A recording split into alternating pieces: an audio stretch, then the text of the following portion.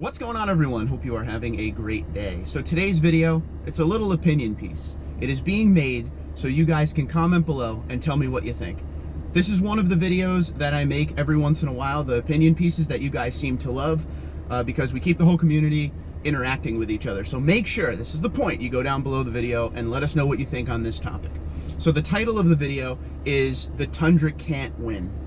Okay, so what I did yesterday is I was cruising around the internet a little bit, and I came across an article basically saying that all the things that we've heard a million times, the Tundra is a fossil, the Tundra is a dinosaur, it's desperately in need of a new generation, okay? And, you know, listen, of course I do a Tundra channel, and I love the Tundra a lot. I've owned a few of them, but I will still tell you the truth and how I feel on a lot of things, and there are things that are needed on this Tundra that we've always talked about. And yes, it is time for the next generation Tundra for sure. But there's some things in this write-up that I just wasn't liking. They made it seem like the Tundra hasn't been touched by Toyota since 2007, okay? So the last true generation, new generation at least, was actually 2007 for sure. They did a pretty major refresh in 2014, and then they did another small refresh in 2018, bringing in Toyota Safety Sense. And then they've done some little things along the way, which we're going to talk about right now. As far as the half tons go, the Tundra is one of the lowest sellers. Now, we know that as well. The Tundra sells about, it's the one teens, so let's say around 111 to 118,000 units per year, okay? So if you really think about it, at the end of the day, the return on investment for this truck that hasn't truly had a new generation since 2007, the return on investment must be pretty good. Because even though, as per this article, they're saying the Tundra's completely outdated, it needs to go, everything is wrong with this truck, it's still selling over 100,000 units a year. And we always talk about things like reliability and resale value. It's the number one half ton when it comes to resale value. It's a quality built truck, no squeaks, no rattles, at least for me, in all the Tundras that I've had. But I want to sit here today and talk a little bit about some of the things that I've read over time versus some of the things that are true, okay? So one of the things we'll talk about is they said, well, the Tundra doesn't have a special trim. This is what they said back in the day. So Toyota comes out with the TRD Pro for the Tundra. Okay, well, the TRD Pro doesn't have enough in it. Okay, so Toyota responds, and in 2020, well, really 2019, the Tundra TRD Pro was basically built more on a limited platform. So they listen there. Well, the Tundra doesn't have a modern safety system in it. Okay, well, in 2018, the Tundra came out with Toyota Safety Sense, one of the best safety systems in vehicles today. Toyota Safety Sense is definitely near the top of that chain. Well, it doesn't have modern stuff like push button start. Okay, so Toyota came out with push button start in the Tundra for 2020. Okay, well, the Entune system is crap, I hate it. It doesn't have Apple CarPlay, Android Auto, or anything like that. Okay, so in 2020, Toyota came out with Entune 3.0 in the Tundra with Apple CarPlay, Android Auto, and they also added Alexa. Yeah, but it still doesn't have an app. Toyota said, okay, well, here's Remote Connect, the app for the Tundra that shows you up-to-the-minute stats on the truck. You can get your service appointment there. You can see all the service appointments you had, everything about the truck right on the app.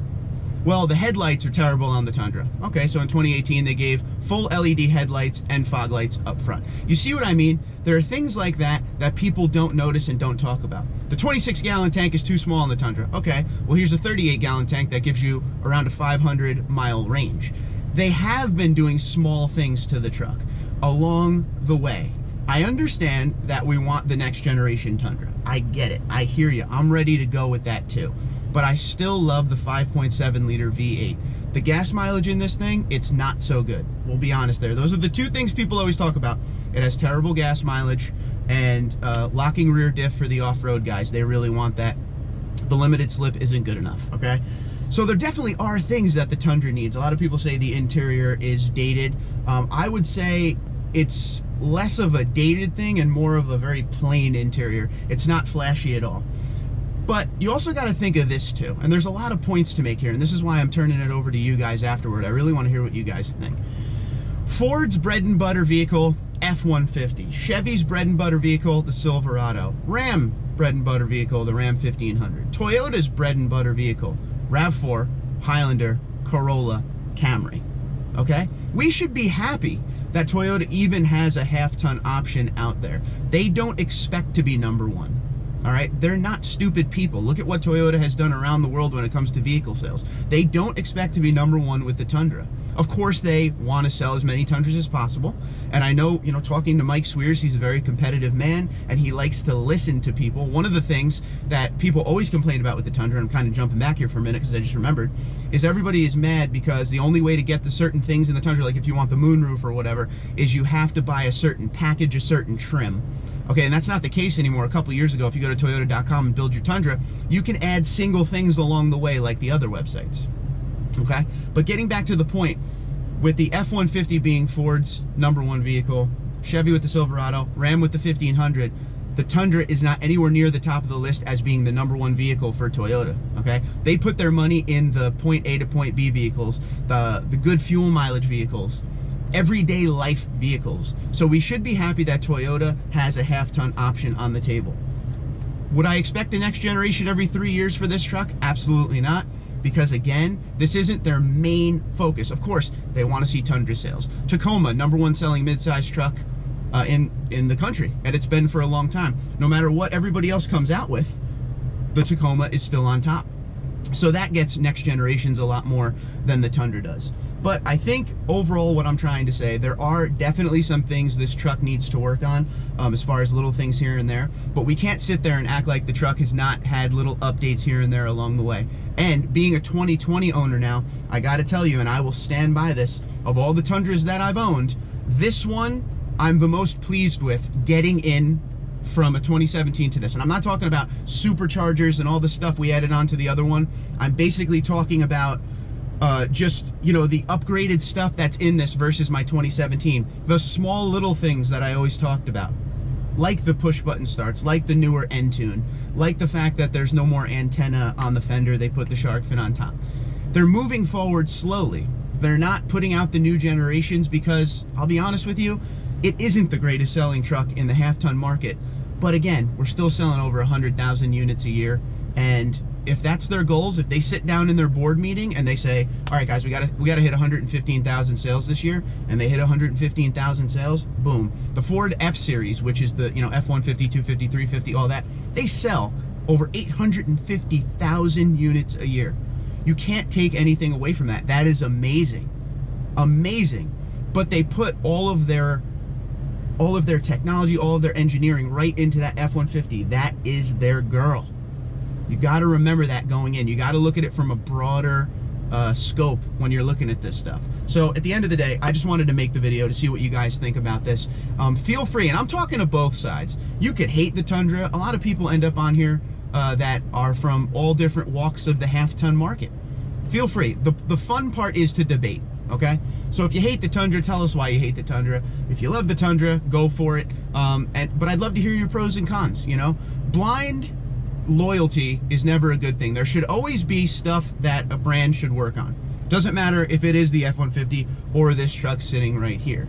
You got to remember too, in the half-ton market, loyalty is a very big deal. Buy American is a very big deal. And the fact that the Tundra has been around for as long as it has in the half-ton market, it should be looked at as that's commendable, in my opinion. This is all just my opinion, because this is a Japanese brand.